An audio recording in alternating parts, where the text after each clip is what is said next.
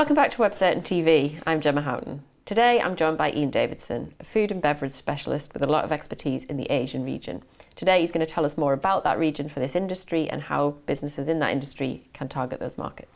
Hi Ian, thanks for being here. Good morning, thank you. So can you give us a little bit of a background just about the food and beverage industry in general in kind of the Asian region? Well, I think first and foremost, because Asia is so vast, food and beverage also as a category is massive. But I think what you need to first and foremost realize is that every country has its own sort of unique cuisines, its own traditions, its own foods, and these are massively diverse. From even in China, you've got sort of 10 to 12 different regions, all with their own unique cuisines. You move over to Japan, you've got, although the country's not so large, you still have a very, very deep-rooted food and indeed also beverage tradition. You go to India, it's almost as diverse as China. So I think country by country, you've got these massive differences in foods and beverages, deep-rooted traditions. So if we come at these markets from a Western point of view, countries wanting to sell Western food and beverage, first and foremost, you really need to look for those small niche areas within those markets where your product might be suited. So is there an interest and a bit of an appetite for Western products, or is it quite difficult to find one that actually will, penetrate and be more interesting than the local cuisines? Certainly, I mean both food and beverage. If you perhaps consider the more developed countries like Japan, Singapore, Hong Kong, these countries, although they have their own deep-rooted traditions in food and beverage, there is a very strong interest in certain parts of Western cuisine and sort of Western beverages, alcoholic beverages. It tends to be concentrated more on the Western style hotels and restaurants, of which there are many hundreds, if not thousands. Your average household in these countries may occasionally buy Western style food from supermarkets, but generally it's the Western style hotels and restaurants where you'll find the biggest proliferation of what we would call Western style foods. Yes, and the mindset really probably should be around targeting businesses rather than individual consumers. That's right. Yes. In my personal experience, we would take the hotels, take the restaurants in each city, and that's where we target our product, because generally, I mean, some foods may be far beyond the budget of the average household. Whereas in a hotel there's a more sort of a more high level, slight even luxury environment where these Western style foods and beverages are more suited. There is, of course, when it comes to sort of bars and clubs, there's obviously a huge market for Western style alcoholic beverages. Be it whiskey, be it cognac, be it rum, etc. Again, little bit of domestic consumption, but mostly the Western style, sort of especially alcoholic beverages, they'd be consumed in bars and clubs. Often by, I guess, tourists to the area rather than necessarily locals. Well, again, it would really depends on the market. I mean, if it was coming back to Japan, Hong Kong, Singapore, probably there's more consumption on the part of locals. If you're in smaller markets, less developed, where the average income is much smaller, then yes, there's probably more tourist consumption than local consumption. And obviously, like with any industry, any product, when you're looking to enter a new market, you need to do research. With this industry specifically, what kind of things should you be looking for, and where should you be going to find out whether your product's going to be the right fit? I think apart from doing your market research and identifying whether or not your product, be it food or be it beverage, is going to be suited to the market, I think we have to look very, very closely at the regulatory environment. The laws surrounding food and beverage are very complex and very different from one country to the next.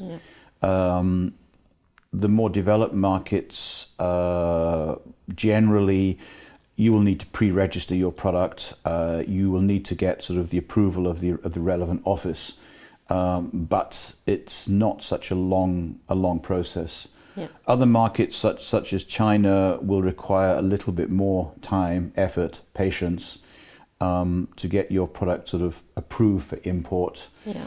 If you go further down the scale, I had some personal experience in Myanmar. It really was a long process of registering your product, getting approval, sending the right number of samples.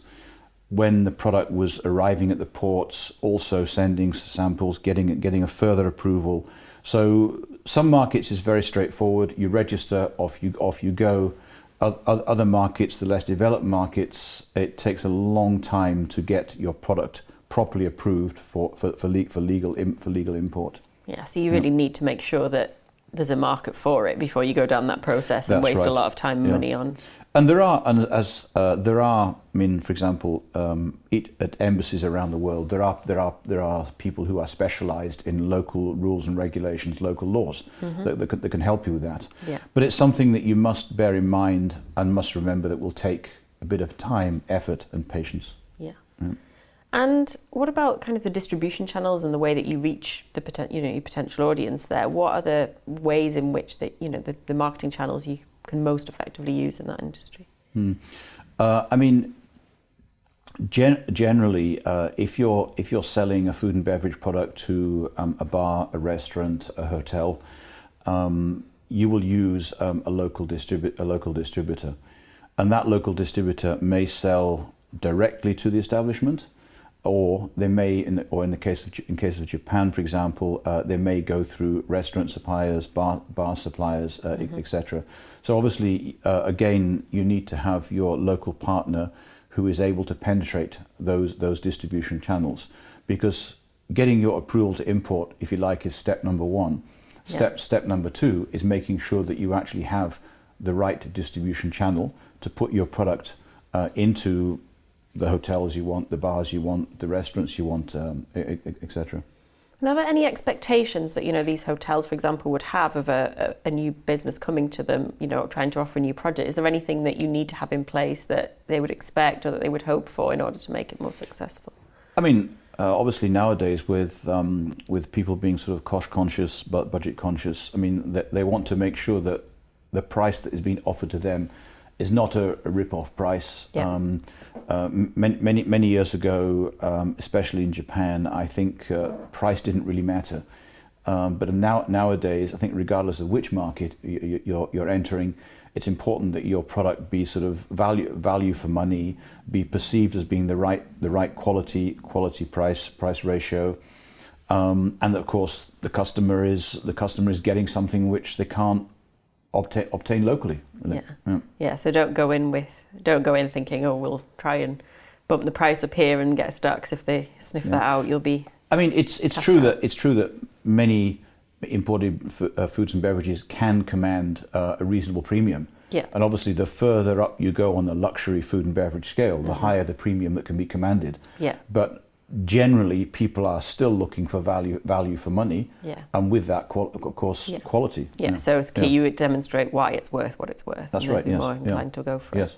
You've had quite a lot of experience in Japan in this industry. Are there any interesting insights you can share from that? Yes, that's correct. I mean, I worked in the beverage industry in Japan for about 10 years, and in that time I dealt with basically imported wine, and we were selling those wines primarily to hotels and restaurants. During that time, each hotel, each restaurant had their own sort of wine specialist or sommelier. And what struck me as being quite particular was the attention to detail, the deep desire for a profound knowledge of each product, each wine that was being sold. You would even be asked, for example, sort of, what were the conditions during harvest? What was the soil type, and how were the vines pruned? Wow! This sort of this level of detail, which I did not find in any other market, but which we had to take seriously and which we had to obviously come back to the customer with a proper response.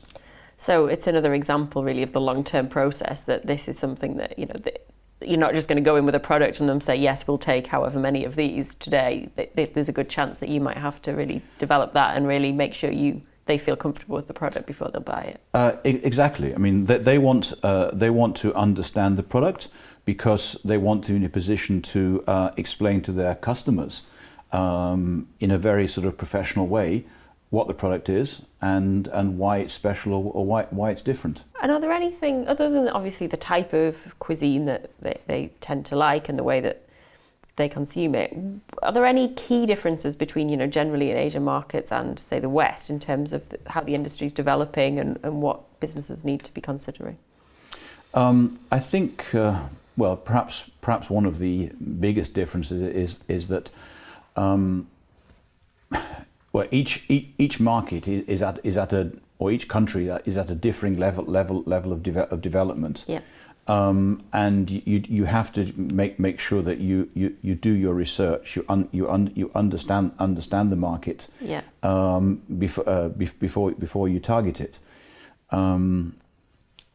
Again, as with any product, you know, I come back to the relationship, the importance of relationship.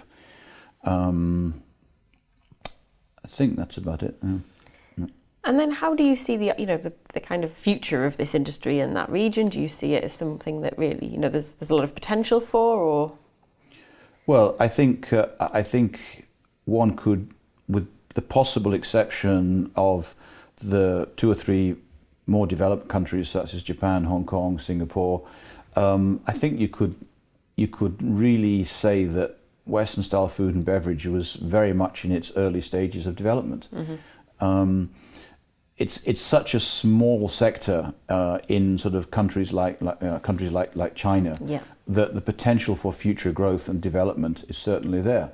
As the wealth of the average individual increases, as people travel more, yeah, they become more exposed to Western food and beverage. Yeah. What they consume during their trip abroad, they may well want to sort of try and sort of find it home. So I think basically, especially food is Western style food is a sector that is really, in some cases, still in its nascent stages. Mm-hmm. The potential for growth is massive. Yeah. It's not going to happen very quickly, but as the world becomes smaller, people become more exposed to Western style foods. Interest level grows.